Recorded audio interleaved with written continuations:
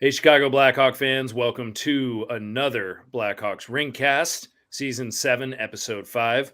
The reality of a rebuild, folks. Yes, it's happening. It is disappointing. Tuesday night against the Boston Bruins was tough to watch, but the Blackhawks, as we've said before, they're going to have a tough time, and we're here to discuss that and many other things tonight regarding to our Hawks and the NHL. And we've got the usuals tonight, kind of a last year's original cast in a sense. We've got Andrew Bard. What's up, buddy? How are you? What's going on? What's happening? And Sean Fitzgerald with a camo hat. A camo Blackhawks hat. I don't know if you can see me. See no, we got head. You. Yeah, not bad. The fan's not going. The head is safe. Yeah. So we're going to be all set. So anyway, folks, thanks for joining us tonight. Yeah, Blackhawks are, 2-4 right now. After the last time we had a podcast, they were doing, what were they? 2-2? Or are they 2-4? What's the deal? Where am I? What day is today? Losing my mind. Yeah, anyway, they're 2-5. 2-5. Blackhawks just like the Bears. Just like the Bears. They've lost 3 straight. They haven't won since the Toronto game. Yep, haven't won since Toronto game. They got blanked at home by the Boston Bruins on Tuesday night. The Boston Bruins, who are now 6-0, one of 3 undefeated teams in the NHL. The Colorado Avalanche and the Vegas Golden Knights, who the Hawks have also faced. So, any big surprises, guys? I mean, 2-5, that sounds about right. I mean, we were excited, when they got, when they had a 2-3 road trip and they came back. And when we talked a few days ago, now they've just kind of gotten beaten up the last couple games, and it hasn't been close. It hasn't been close. They've been outplayed. They've been out. I mean, they're outstaffed, I guess you could say. Bardo, what do you think? Talk to me about Tuesday night and the last few games in general.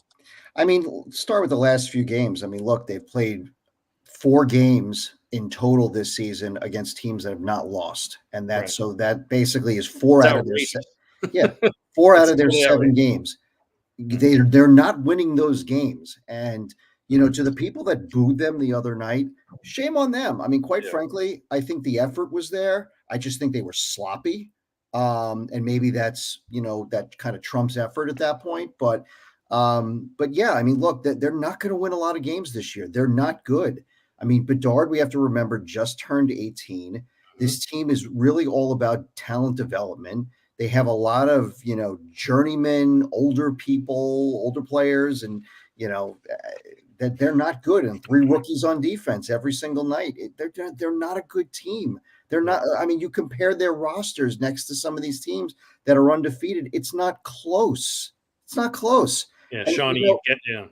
I was going to say, and Blackhawk fans have to actually remember, it wasn't too long ago when the Hawks were, atop the NHL, and when you put their roster against some of the other bottom feeders, it was a joke. So now the roles are reversed, and fans just have to be patient and just enjoy the ride and just, be patient, watch the development. That's all it is. Mm-hmm. Shawnee, catching that same Frisbee, my friend?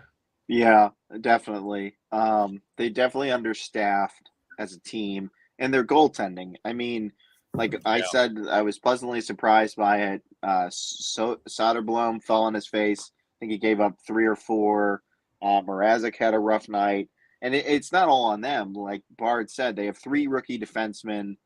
Some of the mistakes these young defensemen are making are egregious and leading to shots on goal and goals. So you can't make mistakes with Vegas. You can't make mistakes with I know the Bruins are a little bit depleted from what they were a year ago, but they still have stars. They still have Pasternak. Their rookie looks to be like an NHL player. They still have NHL guys on their roster.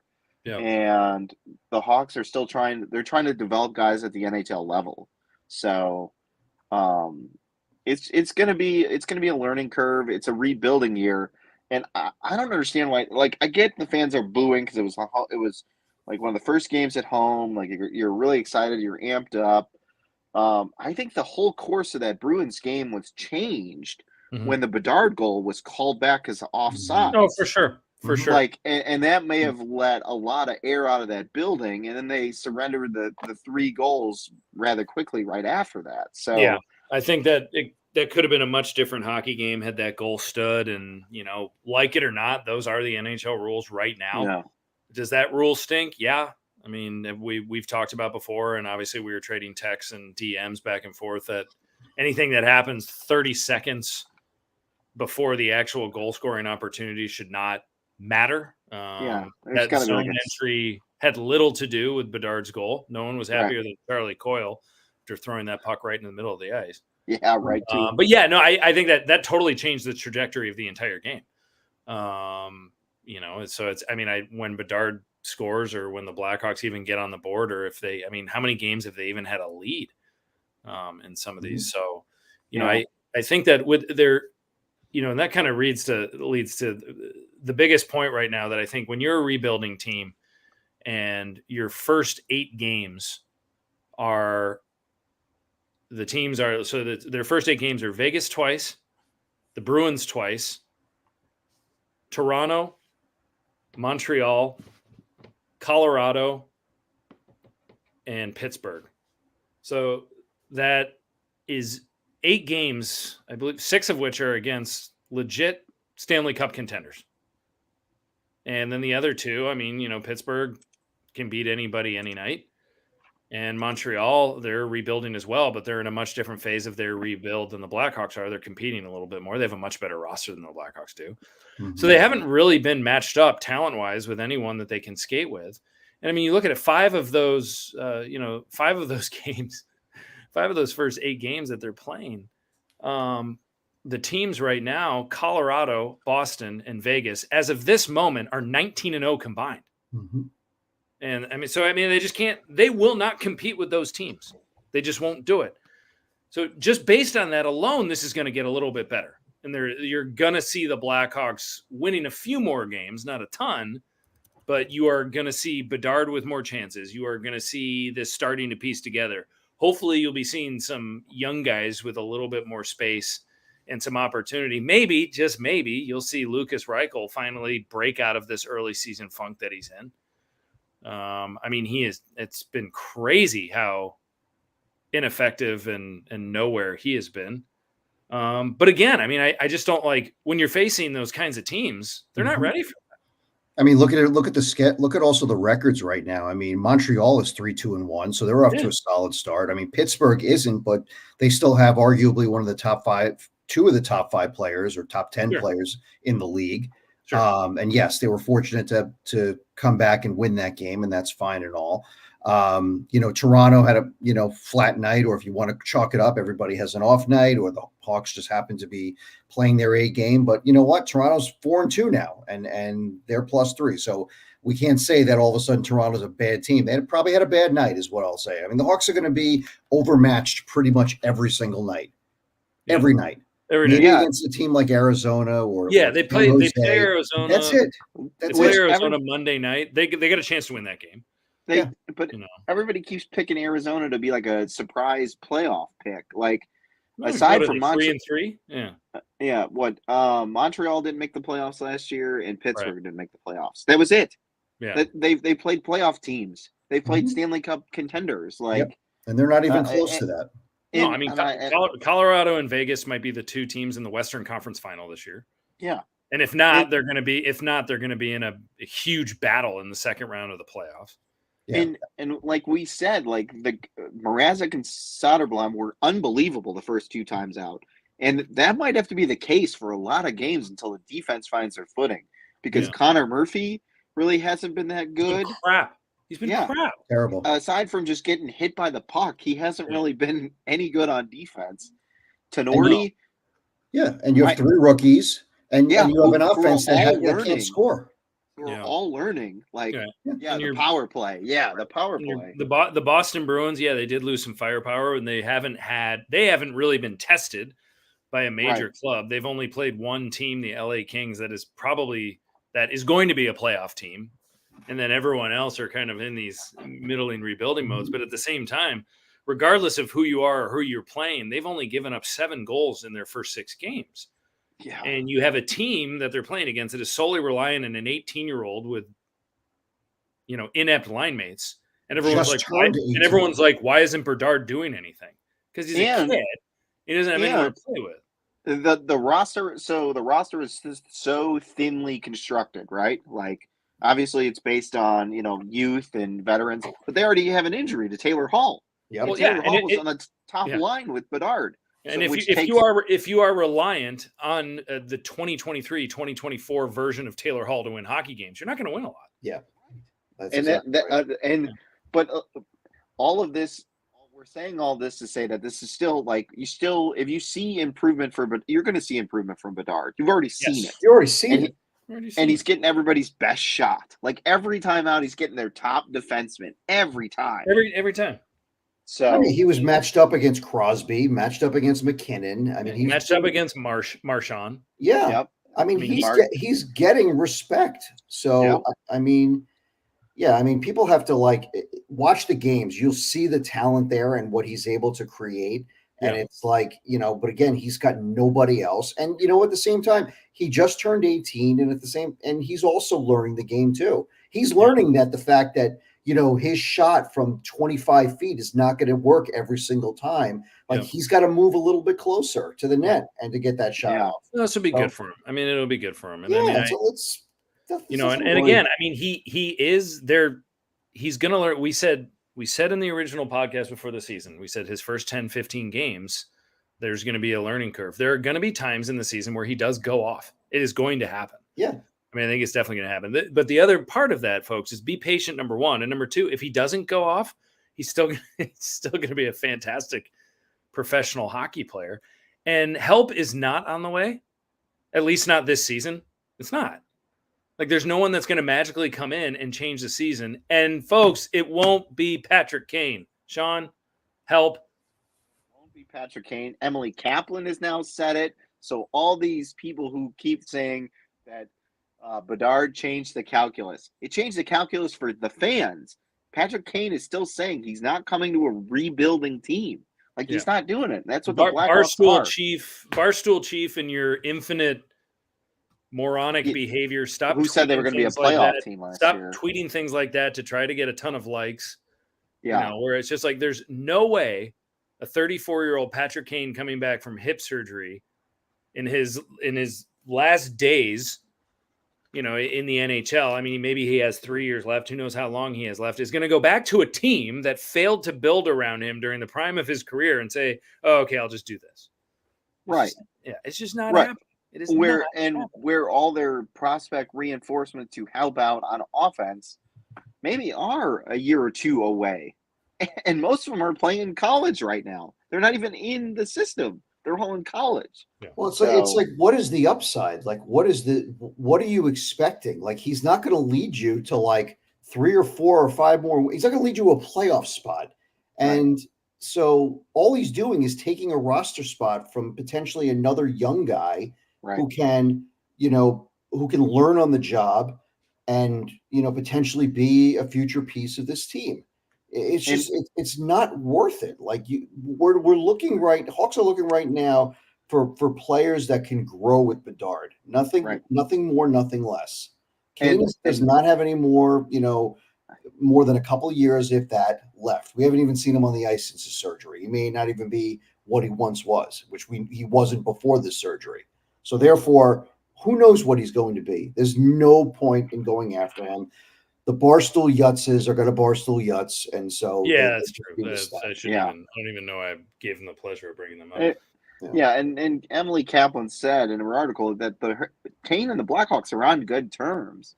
Sure, he texted Bedard. Him and Taves texted Bedard they're going to be retired in the rafters. They're going to be ambassadors for the team in the future. He wants to chase one more cup, which is he's earned that right. Go chase the cup.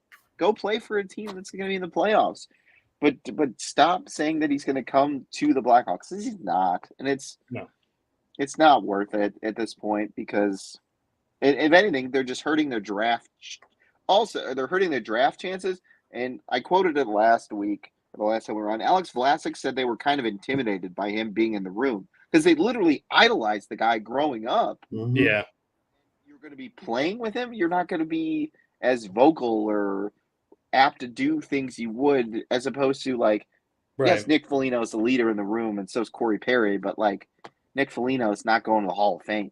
Right, but it was also smart to bring those types of guys in because they know how to play hockey, 100%. and they're professionals, and they were professionals elsewhere. Like these guys can all learn the city and the fan base together. That's the one common thing that they have, besides obviously the passion for playing hockey. But it's like these guys don't own the city like Kane and Taves did. So it's like you have these guys, and it's like, oh, what do I do in this situation or that situation? Like they can do that, and it's not going to be an issue. And Foligno's going to hold these guys accountable. He had a quote today. I'm trying to find it after practice, saying, what did he say? I think so on the intense practice day, because they had an intense practice. Mm-hmm. I won't read all of it. I'll just read like the first sentence. I think that's the standard that we need to get to understand in this room. That's the kind of practice that will be nonstop all year long, as far as I'm concerned, as far as the way we compete. So like he's teaching Bedard, he's teaching Korchinski, he's teaching Wyatt Kaiser. Yeah. Like all those guys are going to learn from Foligno how to be professional athletes. Exactly. It's exactly right. Yeah. Yeah. I do like that practice mentality. I mean, the bottom line is you did get shut out in your own building. You know, and you can't do that regardless of how bad your team is or what you're going through. So, yeah. But I don't know. It is hard to be patient. It is. I mean, we've been losing for so long. It can be very frustrating, and I certainly get that. But I don't really think there's much of a choice. And fans, be patient with the losing, because the losing right now is part of development. When they were losing prior to last season, it was just bad management. Like it was poor roster construction, bad management, and poor coaching. That's what that was. Stan Bowman and his hire of Jeremy Colleton set this team. Stan Bowman's basically ineptitude set this team up to fail for a number of years. And now Kyle Davidson and his staff and the coaching staff is trying to build something for the future. So unfortunately, it's going to suck for the next year. Overall, the record's not going to be good, but there's going to be bright spots and things you could point to that like, hey, this is this. And if this guy comes, and like, there's going to be some excitement for the future. Yeah. And the one thing that I think in any rebuild, the hardest thing I think to get is a bona fide superstar number one center. They got that literally year one in the rebuild. They were real lucky. They had the rabbit's foot that they rubbed, and it worked out that way. So they got the hardest thing out of the way. Now it's like, okay, now it's building around him and finding more star caliber and high quality players. I mean, it's just gonna take a while. You don't time. Like you can't just all of a sudden walk like next summer and say, you know what? Hawks have to go spend in free agency. Like that's just reckless. Yeah. And that's not how you rebuild. It's just Yeah. I think that the other thing is I think that when we're thinking about the Hawks and we're thinking about all these other players and some of their other young guys, we can go back to Korchinski a little bit here. And, Ray saw him live and said, oh, he's definitely not ready. And he's not. I mean, there are parts of his game that aren't ready, but I don't see any world where he doesn't stay. I think next week, by the end of next week, they're going to be like, he's here. And I think a lot of that is also because, they're one injury away, from not knowing what to do with their defensive unit. There's three big problems playing D right now: Zaitsev, Tenorti, and Wyatt Kaiser. You can't send Korchinski back because what are you going to do? Because then that would mean you need to bring someone up from Rockford who's also not ready. And I think that some of these guys, that they're probably working with, Del Mastro and, Nolan Allen and others that are in Rockford, I assume that they want to keep them down there for a little while. And so if you send Korchinski back to Seattle, that means one of those guys is coming up, or an Isaac Phillips or something like that. I just don't see it happening, particularly when Wyatt Kaiser, now all of a sudden, like we said, fans don't turn on Wyatt Kaiser. We said 2 weeks ago, don't turn on him because it's the media and the organization's fault for propping him up. when they shouldn't have propped him up because he's not ready. And now people are turning on him because he was downright lousy the other night. And he's just not ready. He's just not ready. Now, I do like him giving it to Bedard in practice. That I like seeing. I mean, he's fighting for his job just like anybody else. So I don't mind him taking down Bedard in front of the net. But anyway, thoughts on Korchinski? I mean, I know we revisited this 100 different times, and now there's 2 more games before that 9-game minimum hits. I mean, I just don't see a world where they're like, you're going back to Seattle. I mean, they alluded to on the broadcast the other night against Boston that he was here to stay. Yeah. Okay. And so it sounds like that's going to be the case. I mean, look, the rules are the rules. So it's either going back to junior hockey, which I think benefits nobody. I don't even think it benefits the Blackhawks, and I think it could set him back. Keep him here. And like I said in the last podcast, it's like, let him roll, let him, and if he has a couple of bad games in a row, consider maybe sitting him for a game and give him like a mental break, clear his mind, whatever, and then put him back in. But, he's shown you enough glimpses as I understand he's been bad. I'm not going to say he hasn't been, but he's shown you enough glimpses offensively that you could keep him here and at least work on him. And remember, the head coach is a former defenseman, so he can work with him every single day, and twice on Sundays. So that's a benefit right there. So to me, I mean, I think they're going to keep him here. They're going to work with him. He's only 19, 21? How old is he? Korchinski? Yeah. 19. Okay. Yeah. He's a baby. So I think they're just going to work with him, and the team even knows it. There's no expectations to win a cup, make the playoffs.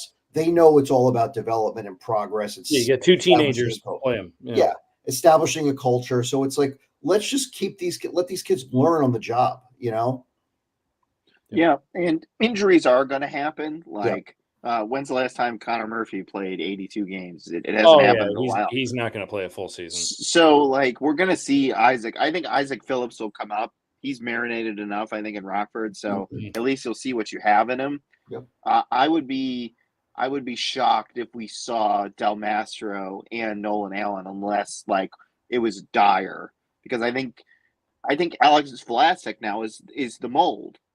Alex, if you're not an elite skater or an elite talent in some level, you let him marinate down in Rockford for at least a season, if not longer. Yeah, that makes sense. And you look at Alex Vlasic, he's been solid defensively, good in his own end. He's made some decent passes, and I think Korchinski and Kaiser and all those guys can benefit from being in the NHL with Murphy and Seth Jones and Tenorti, just learning how to be a pro. And like Bardo said, and you guys said, Korchinski has shown flashes. I mean, the guy can skate. Yeah. He could he's going to make up for some of the mistakes he makes just because he's such a great skater that he's going to be able to get back and interfere with the rush and stuff like that. So I think Korchinski's here to stay. I think Isaac Phillips is probably the first.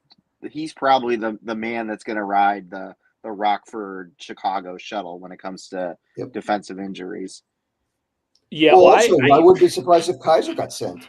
Well, that's what I was. I don't. I think he needs to prefer that sooner rather than later. I mean, I don't. I guess Isaac Phillips is another left-handed shot defenseman. I know everyone's so concerned that they have all these left-handed shot defensemen, but he has experience playing on the right side. Right now, they have no idea where to put Kaiser, on the right or the left. And he's been paired with Tenorti. He's been paired with Zaitsev. But at the same time, it just kind of is what it is, kid. And every time he's out there, it's the Blackhawks seem to be pinned in their own zone for minutes at a time. And the kid needs to develop his game, and he needs to learn how to handle the puck at a lesser level of hockey. Mm-hmm. And that doesn't make him a bad prospect. That doesn't it's not to minimize what he could be at some point, but you talked about the Vlasic method and getting a full tour of Rockford. I think the Blackhawks would be better off with Isaac Phillips in the lineup. Yeah, I was thinking. I actually think it's that simple. I think Isaac Phillips they would have more sound hockey games. Yeah, because when you can get on a roll and you get something going, and then all of a sudden you put a defensive pairing out there, and one of them's a kid and isn't entirely sure what to do, and then you're pinned. It changes the game. Yep, it changes the game. And again, I don't. Are they Kirby docking Wyatt Kaiser right now? Maybe, I don't know. But you don't want to see this kid get to a point where there's where he doesn't really know what to do anymore. Yeah. And Kaiser's got more talent than Isaac Phillips. Let's just say that he's got more talent. He's a better skater, but maybe you just need another just ho hum, solid-ish defensive defenseman on your blue line. It's going to stop so many shots going on net. Kaiser can play. Also, how many minutes a night is Kaiser playing? He's not playing. Was he playing like maybe 10, 15 minutes a night? Yeah. In Rockford, he's going to be playing 20 to 25. Like, he's going to play top pairing minutes. Well, that's going to help his development. Isaac Phillips, he's 22 years old, and he's been a professional hockey player. He's in his third full season of being a professional hockey player. Yeah, he knows how to be a pro. Wyatt Kaiser signed and showed up for 9 games, and is now being thrown in there right away. And there's an experience factor about playing with fast-grown men that I don't think Kaiser has yet. Yeah, and I don't know. I do think it's going to come to a head at some point. I anticipate, at 3:00 Pacific. Tomorrow afternoon, Wyatt Kaiser is going to be running for his life in Las Vegas while they're just buzzing around like crazy. I was going to say, we don't mean naked down the strip. So. No, right? Yeah, I don't mean into bad things. We couldn't find a spot, so here's $4. Like. But I mean, the whole team tomorrow is going to be running for their lives. They're just going to be chasing the game. I don't know. Maybe, you never know when you catch a really good team on an off night. You still got to play the games. They're not played on paper. They might have they'll have more chances offensively than they did against the Bruins shutdown D. But, and I like that they're going into this after a hard day of practice and they're not doing a morning skate tomorrow. That seemed to be a really, really good recipe versus Toronto. So I don't know. Maybe they'll catch a sleepy Vegas team, but either way, if Wyatt Kaiser has another really rough outing tomorrow, that there has to be a conversation when he gets home about, a tour of duty in Rock Vegas, not Lost, but Rock Vegas. So anyway, what else you guys got going on tonight? Anything in the NHL that's worth noting? We talked about all these undefeated teams are good. And I don't know, the team that we love to hate or used to love to hate, the Detroit Red Wings are, looks like they're on the prowl. Are they ready? Are they legit contenders? An old face in a new place. Alex DeBrincat's lighting the world on fire with Detroit. Yeah, that whole Atlantic division is just it's going to be a battle all year. It's like it's really is stacked because I think I got to believe that Buffalo and Florida are going to pick it back up. And look, Florida's 500 right now, and they're a little banged up, but I got to believe that those two will come around. And Ottawa looks like it might be turning a corner. I don't know. I'm not really optimistic that Montreal can keep this up, but we'll see. Yeah. Yeah, I don't think Montreal will keep it up. I think if Detroit and Buffalo have arrived, and that has changed that entire division. Yep. And speaking of, like we were saying, Patrick Kane, two of the 3 teams he wants to go to are Buffalo. He'll go to Buffalo, Detroit, or the Rangers. So that could change the dynamic there too. Like he could be paired with Alex DeBrincat again. Bardo and I were joking about that right before we got started here. The idea of Patrick Kane to the Red Wings 6-7 weeks ago was laughable. When that was being thrown out there and everyone was like, oh, no way. And then now it's all of a sudden it's realistic. It could happen. Yeah. Dylan, a pretty good landing spot for him. Dylan, they're the top 4 in the Atlantic right now. Boston 6-0, Detroit 5-1-1, Toronto 4-2, Tampa Bay 3-2-2. They're all in action tonight. Montreal is 3-2-1. Ottawa's 3-3. Florida's 3-3. And Buffalo is 8th in the Atlantic right now, and they're 3-4-0, but they're good.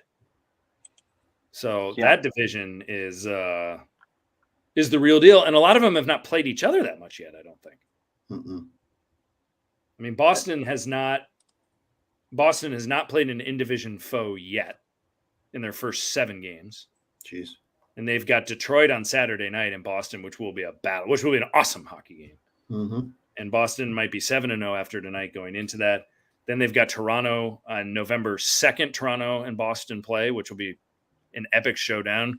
Everyone's wondering if Reeves and Lucic will fight for the first time. If Lucic is healthy, he's been out. Bertuzzi have they never fought? Never fought. They've eyeballed each other a few times. They've a couple elbows, some sticks, but they've never gone toe to toe. But Frederick and Reeves might go. I don't know. Revo's going to be chasing someone around. It's interesting that both Colorado and Boston are both 4-0 on the road. That's crazy. Yeah, both 6-0 and they're 4-0 on the road. Right, and then the Metropolitan. I mean, Carolina's surprisingly 3-4, but that's what they did last year. They kind of lurked in the weeds for a little while, and then they came on late, and then they made a pretty decent run there. And let's remember, Carolina was also 3-1 not too long ago. They lost 3 straight, so that's why they're it's a little tainted. Yeah. But the Flyers are a surprise. I mean, at 3-2-1 already. That'll slow down. That'll slow down. The Devils will pick it up. The Rangers will hang around the top of the division probably. Columbus, I don't think that's really sticking around either. So 3-2-1. I don't think Columbus is sustainable. Jack Hughes looks really, really good already for the Devils. Yeah, he looks like an MVP candidate. Yeah. Well, they're not known for their flash. They're just always kind of around. But if you look at the Central, I mean, Dallas is 4-0-1. Mm-hmm. I mean, they just they're flying under the radar at 4-0-1. Yeah, I mean, I live out east, so everyone only talks about the East, but the West Coast teams are so legit this year. Oh yeah, it's pretty glaring. Even Vancouver 4-2. How about that? Mm-hmm. Yeah, and I mean, Edmonton. Is it time to worry about the Edmonton Oilers with McDavid out and they're 1-4-1 to start the season? Or I think they said the other night that McDavid may not miss as much time as expected. Okay. I mean, I don't know if he's going to be back for that Heritage Classic game against Calgary on Sunday, but I would stink if he's not because it's a national TV game. But those are always fun. Yeah, but I heard he's not going to miss as much time as they thought. But you're right. I mean, it doesn't matter. 1-4-1 is 1-4-1, and they still have talent. They still have Draisaitl on that team, among others. They do. Their goalies have not been good though. Jack Campbell's 1-3 with a 4.35 goals against. Yeah, he's not good. Skinner's only played twice, and he's 4.2 and 4.29 goals against. I know it's early, but and I haven't watched him enough to say if it's the goaltending or the defense, but I mean, that's been the knock on Edmonton ever since McDavid's been there. They haven't had a decent goalie, and their defense has been soft at best. Yep. Mm-hmm. Yeah. Columbus, pretty decent start. 3-2-1. They're up 3-1 against the Habs tonight. So Columbus all of a sudden back in the picture just like that. And Seattle's got a 2-1 lead, late second against Carolina, which is interesting because both of those teams, record-wise are, slowish start. Yeah. Well, Colorado may lose their first tonight, by the way. They're down 3-0, late second to Pittsburgh. Wow. Ooh. There you go. Goals by Lars Eller, Riley Smith. I'll have a steak sandwich and a steak sandwich. And Dallas actually, the other undefeated team, they're already down 1-0 late first to Toronto. So, yeah, lots of good stuff going around the NHL. Well, we'll see tomorrow night. The Blackhawks we'll see what happens. I don't know. Mm-hmm. It'd be great if they can keep it close. It'd be great if they could come out of there somehow with a point. That would be fun. Obviously, goaltending. I think it's Arvid's turn. And he'll have to be special just to have a fighting chance. So there's a fan that gets it. Yeah. I agree with you, Jacob. Where you been, buddy? Lots to be excited about. That's a good take, buddy. I like it. That's a real good take. Yeah. Exactly right. Spot on. A lot to be excited about. Good future. Yeah. Well, any final thoughts? What do you got, Sean? You got something on your mind? Yeah. So I remember everybody was on the Jackson Stauber hype train, I believe, in the offseason. Just to let everyone know, he's allowed 7 goals in one game with the Rockford IceHawks. So just good. Maybe pump the brakes on. He's the heir apparent.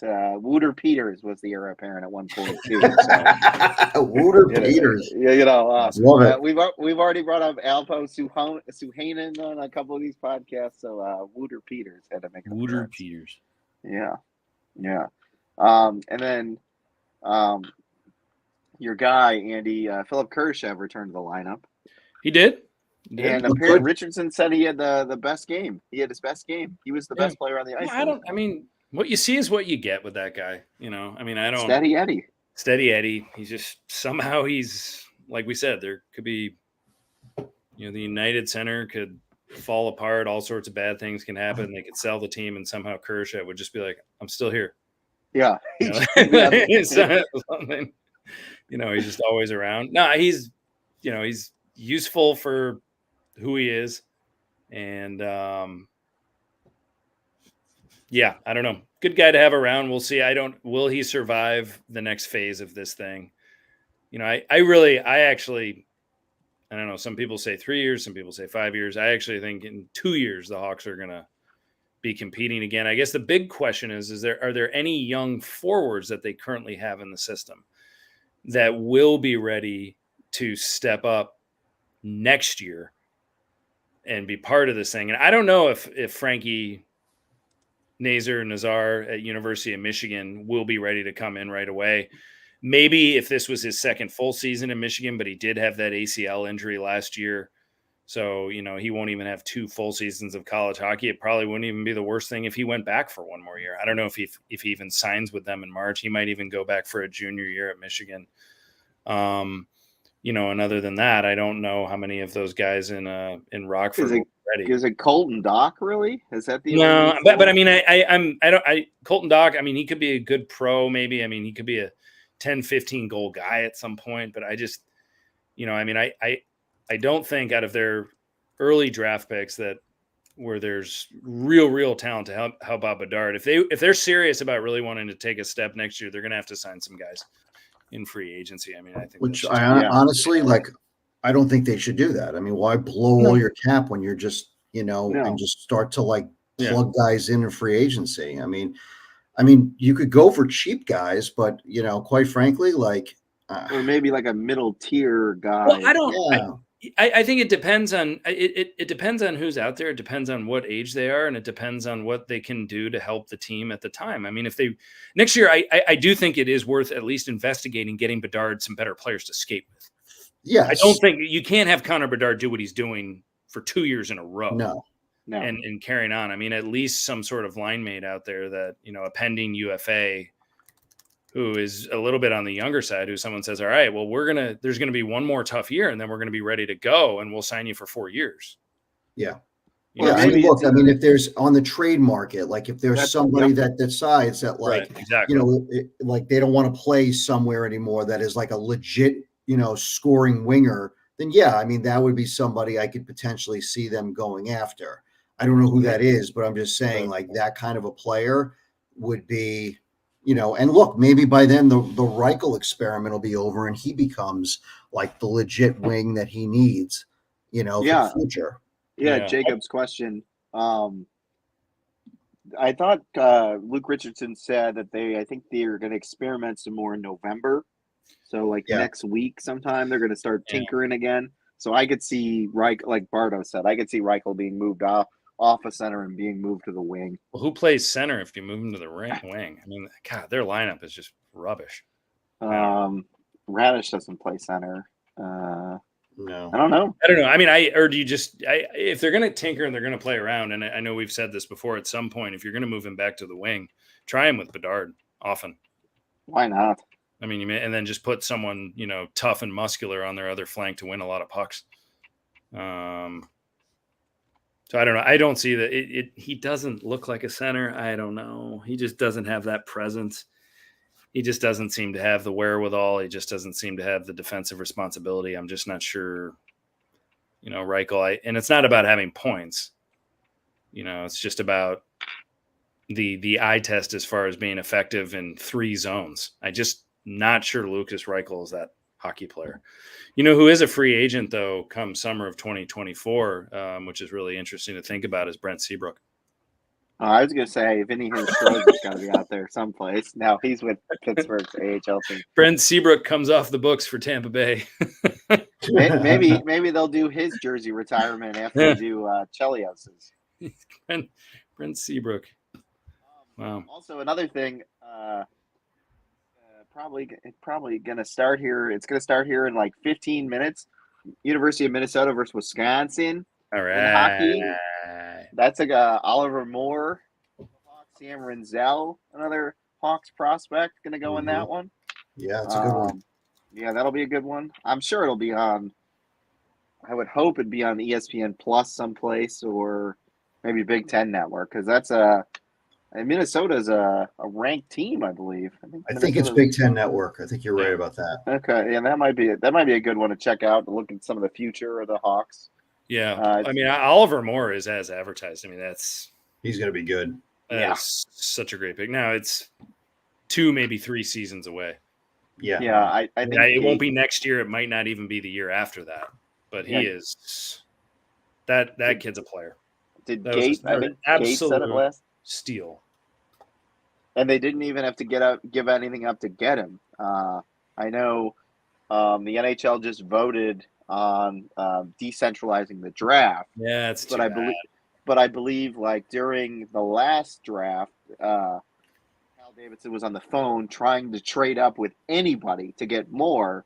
Turns out he just fell to him. So I thought that was pretty good. And I believe Gate, I think Gate said in the last time out, I thought he'd heard or referenced, or maybe it was you, Andy, that I guess the plan is more to at least play 3 years at the University of Minnesota. So when the Hawks are ready to roll, or at least close to ready to roll, maybe Moore just comes right over and inserts into the lineup, so he doesn't need to marinate at Rockford. I don't know the answer to this. I don't know the answer to this question, but from a prospect perspective, I was thinking: are there any in Europe that may be ready to come over? Aside from Scott Powers, Love, who's that winger that's like he's got to be like 85 years old. This is gonna kill me. What is his name? Shulanov. Yeah, Shulanov. Max Shulanov. He's got to be 45 at this point. Yeah, who might come over in 2045. Yeah. When the apocalypse happens and it's him and Kurashev playing.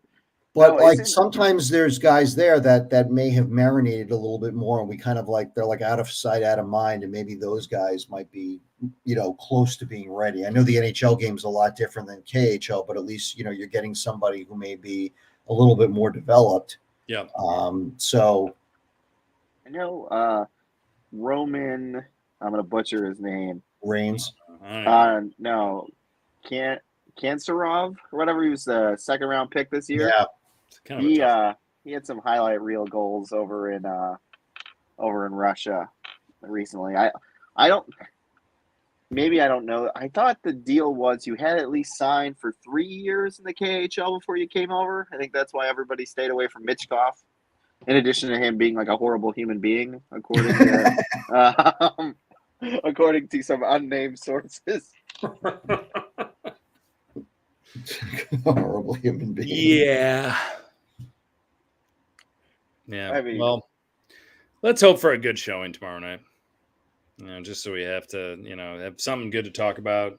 Maybe a goal or two here from some key players. Hey, I would take a 5-4 loss in a wildly entertaining hockey game tomorrow night. I would too. I just don't, they only have 3 goals in their last 3 outings, and they all came in one game. Yeah. So I almost think the best you have to hope for, actually, believe it or not, in terms of getting him like another quality scoring winger or whatever, is like another top 3 to 5 pick. Like if you think about it, Kane and Taves were back-to-back years. So I think Malkin and And Crosby were back-to-back years. It's almost like you gotta have to hope on that. But didn't when the Hawks drafted Kane and Taves, didn't they have Marty Havlat at the time too? Havsplat, yeah, for the 2 games that he played, Mach 9, who never played. One last question that Jacob asked. Jacob's our guy tonight. He's asking some great questions. Question about Sammy Rinzel, the draft pick from a couple years back. He's at the University of Minnesota. He's got 3 apples in their first 4 games and is going to be a really good college hockey player. He needs to develop. He'll be there for a while. He's a freshman. He's going to be there young when they drafted him. He's not a one and doneer. But I mean, he's 6'4", but he's $180. So, I think he's going to be a good pro. I mean, I think he's going to be a part of that refined decor and a right shot. 19. And he shoots from the right. So he's going to be a good one. And he can skate well, too. Wasn't he the best skater in the USHL when they drafted him? The best defensive skater, I thought? Yes. Yeah. And I think he was Mr. Hockey in Minnesota before he finished out his high school career and then went to the Waterloo Blackhawks of the USHL. He did one more year there last year where he did 58 games and he had 36 points and was a plus 14. And so far already this year with the Gophers in 4 games, he's got 3 points. He's got 3 assists. So he's seen regular minutes as a freshman defenseman in the Big Ten, which is not that regular unless your last name is Hughes. So, I think it's very, very promising that Sam Rinzel. Again, though, folks, I think the thing that's so tough is anytime we talk about a prospect, we're saying, just wait. Because it's going to be a long, long time. I mean, when Connor Bedard is 22 and he's getting over 100 points a year, the Blackhawks are going to be cup contenders at last. And you can grow facial hair. Right. Yeah. Exactly. I always think back to one of my favorite movies. Yes, it's a baseball movie, but Moneyball. This is a process. This is a process. This is a process. That's what it is. And the same message to all you Bedard haters out there who think he stinks or is a bust. Most of you are not from Chicago. Most of you live in my neighborhood, unfortunately. But to all of you folks that think that way, you're welcome to think whatever you want. But my message is the same, and that's just wait. Yes. And watch the games. You'll see the impact he makes. It's coming. Yeah. It's coming. And the Calder Trophy, hey, if Matty P in Boston wins it, congratulations, guys. You can put his Calder Trophy right there with your President's Trophy. And, that's... Take it downtown and print it. That's all very well. Didn't Jim Carrey win the Calder Trophy? The goalie? Probably. I don't know. I know he's won some... Oh, I thought you were talking about the comedian. I know he's won some Razzies. That's for sure. But who cares? These trophies are worthless. Who cares? I want cup rings. I mean, it's what it really comes down to. I want cup rings. I don't care about president's trophies or any of that bullshit. Yeah. There's been some damn good Calder Trophy winners. Yeah, there has been. I mean, look at this. This is from 2015 on. Aaron Ekblad in 15, 16 Artemi Panarin, 17 Austin Matthews, 18 Matthew Barzal, 19 Elias Peterson, 2020 Cale Makar, 2021 Kirill Kaprizov, 2022 Moritz Seider, and Matty Berniers last year in 2023. It's a pretty good roster. Nathan McKinnon in 2014, if we wanted to drop back one more year. I'm trying to think, there actually has not been a bum that has won the Calder Trophy in recent years. I guess maybe Steve Mason. Steve Mason in 2009. Yeah, Tyler Myers maybe might fit into that one too. Barrett Jackman won it in 2003 during the dead puck era. So that makes sense. Danny Heatley. Some good ones. Well, at any rate, folks, thanks for joining us tonight. Those of you that could make it, and go Hawks. Just keep the faith. Keep the faith. Keep believing. Again, it's going to be a really long year, but hopefully we'll have a lot to talk about. There will be some games where the Hawks do well, and that is well on his way. And like our buddy Jacob says, sounds like the future is bright. I'm just going to read this, Jacob, because it's a great sentiment. Sounds like the future is bright. Growing pains are just a part of it. Thanks for all the solid works, dudes. That's us. And thanks for all the solid works, Hawks. And all good things. Jacob, tell your friends we're okay. Really appreciate your support tonight. Yeah, we need some more Bard fans. Need some more. All right, everyone. Well, have a great night. Go Hawks, and we'll see what comes up tomorrow. Take care.